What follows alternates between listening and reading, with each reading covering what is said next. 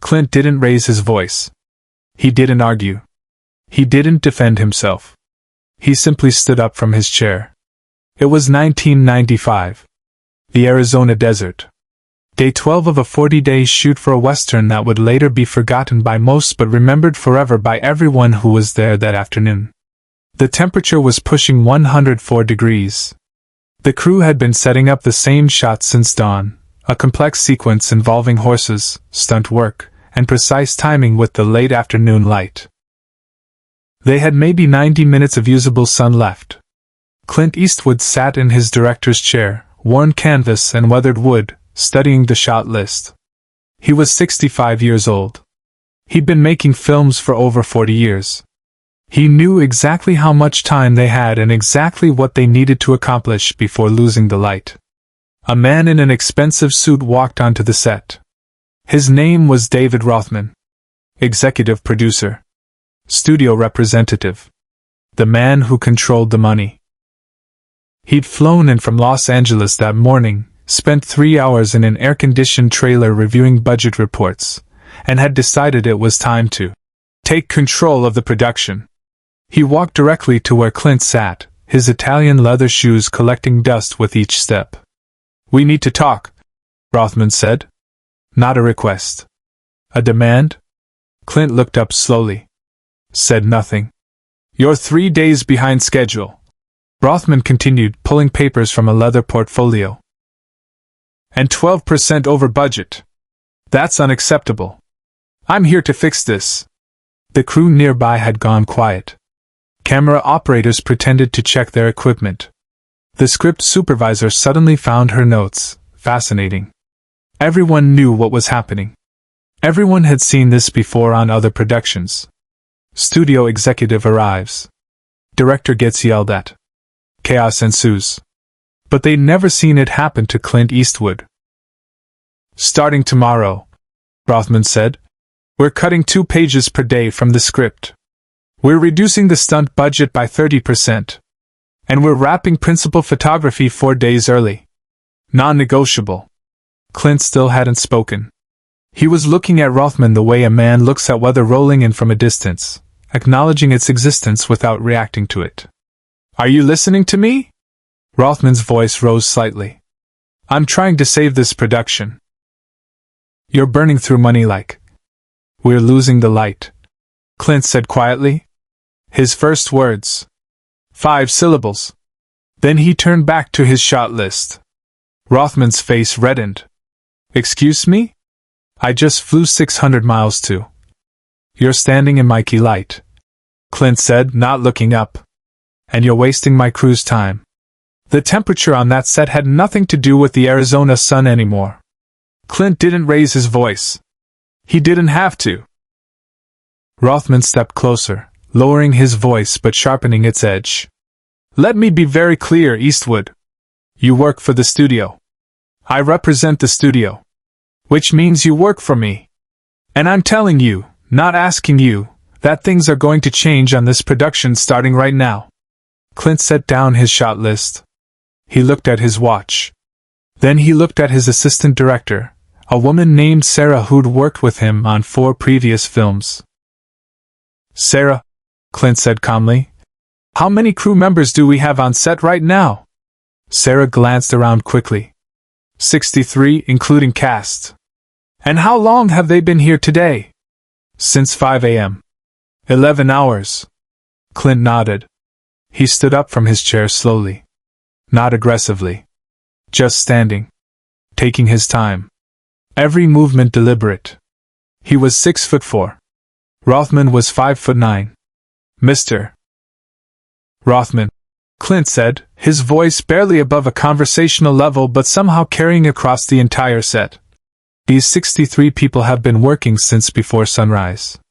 They've been standing in 104-degree heat for 11 hours. They've got maybe 90 minutes of usable daylight left to capture a shot that requires precision, timing, and everyone doing their job perfectly." He paused. The silence stretched. "You just wasted 7 minutes of that time talking about budget reports." Rothman opened his mouth. Clint continued as if he hadn't noticed.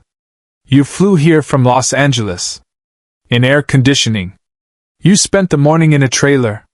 In air conditioning. You're wearing a suit that costs more than my key grip makes in a month. And you're standing here telling me that we're wasting money. Another pause. Longer this time. I'm going to finish this shot. With my crew. The people who've been here since dawn. And then we're going to wrap for the day because these people have families and they're exhausted. And tomorrow, we'll shoot the pages I plan to shoot. All of them. The way I plan to shoot them. Rothman's jaw tightened. You can't just.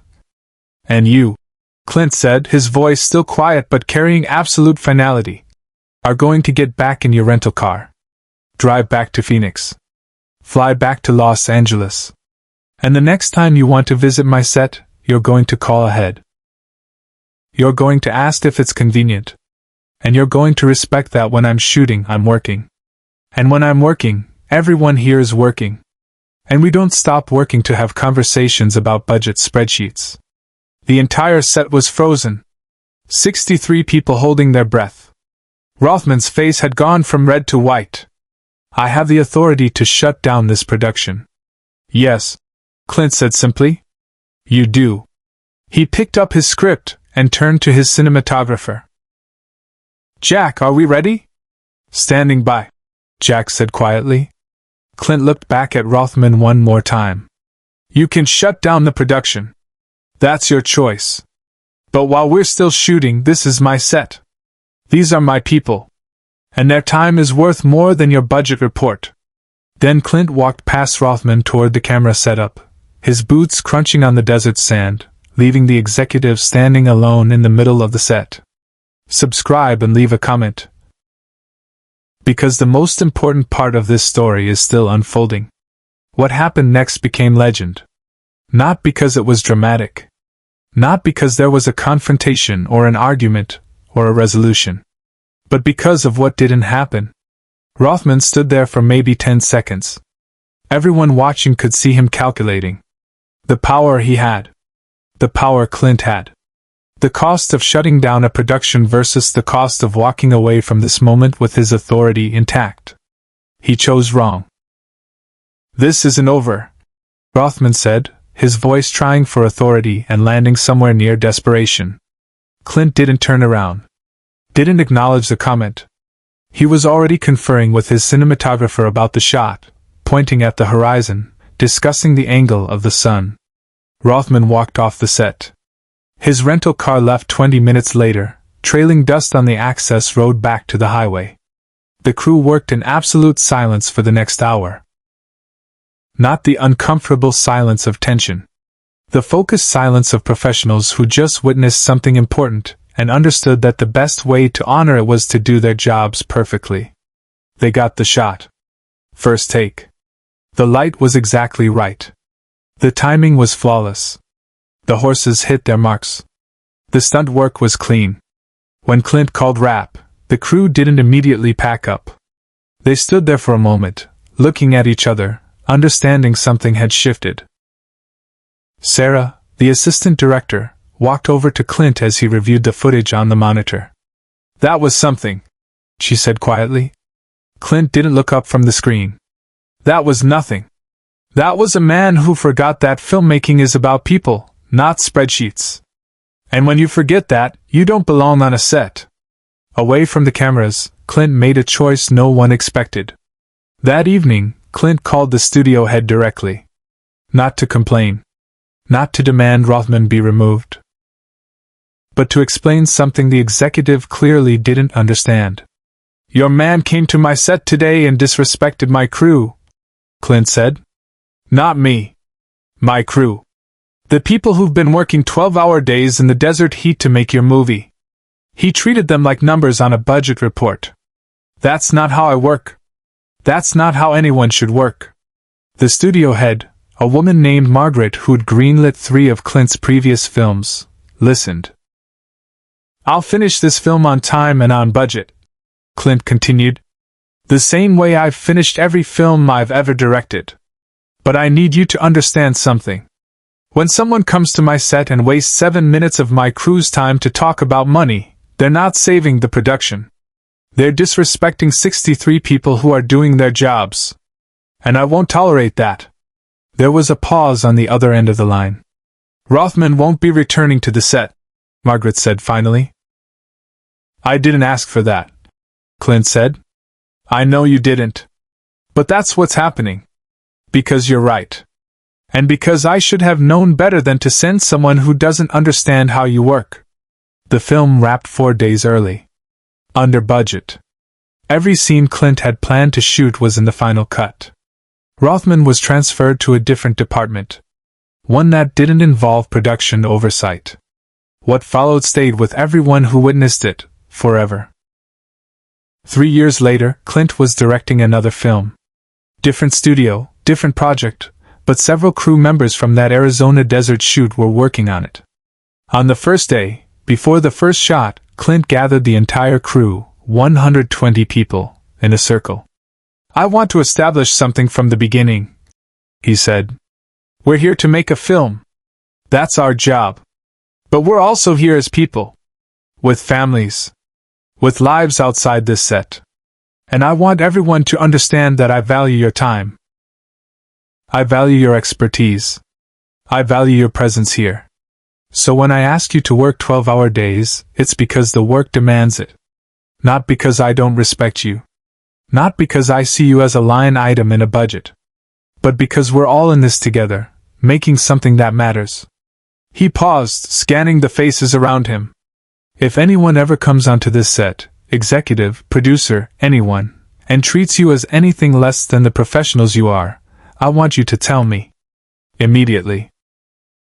Because this set, like every set I run, is built on respect. For the craft. For each other. For the time we're spending together doing this work." One of the crew members from Arizona, a gaffer named Tom who'd been there that day with Rothman, spoke up. "Is this about what happened in Arizona?" Clint looked at him. "This is about every set I've ever been on where someone forgot that making films is about people first. Arizona was just a reminder that some people need to hear it out loud." The production ran smoothly. No studio interference. No surprise visits from executives. No budget lectures in the middle of shooting days. Because word had gotten around Hollywood. Not through press. Not through publicists. Through crew members. Through the people who actually make films. The word was simple: don't disrespect Clint's people. The Arizona incident became teaching material. Film schools used it as an example of professional boundaries. Production management courses referenced it when discussing set etiquette. Young directors asked about it. But the real legacy wasn't the confrontation. It was what Clint did the day after Rothman left. He gathered the crew before the call time and thanked them. Individually. By name. For their professionalism. For their patience. For their commitment to the work. "Yesterday wasn't about me," he told them. "It was about you. About making sure everyone understands that your time, your skill, your dedication, that matters more than any budget report. And I wanted you to know that I see it. I appreciate it. And I'll always protect it." 63 people. 63 individual thank yous. It took him an hour. They were 30 minutes late starting that day's shoot. Nobody complained. The lost time was made up by the end of the week because a crew that feels valued works faster, smarter, better. Years later, at a Directors Guild event, a young filmmaker asked Clint about that day in Arizona. About standing up to a studio executive. About the confrontation. Clint shook his head slowly. It wasn't a confrontation. It was a clarification. Of what? Of what matters. Films get made by people. Not by spreadsheets. Not by executives in air-conditioned trailers.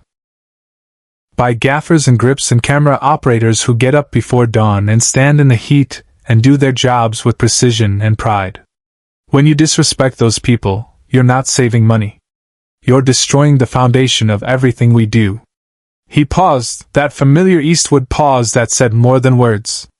I didn't stand up that day to prove a point. I stood up because someone needed to remember that the people doing the actual work deserve more respect than a budget line item. That's not about being tough. That's about being decent.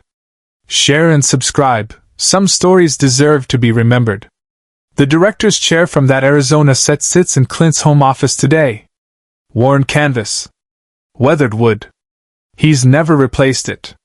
When people ask why, he gives them a simple answer. It reminds me what happens when you stand up. Not for yourself. For the people who can't. That's the Clint Eastwood nobody talks about. Not the action hero. Not the cowboy. The man who understood that real authority doesn't come from raising your voice. It comes from knowing when to stand. And who to stand for. Rothman left the film industry 3 years later. The crew from that Arizona shoot? Many of them still work. Still tell the story? Still remember the day someone valued their time more than a studio executive's ego. That's legacy. Not the films that get remembered, but the people who never forget what it felt like to be defended by silence.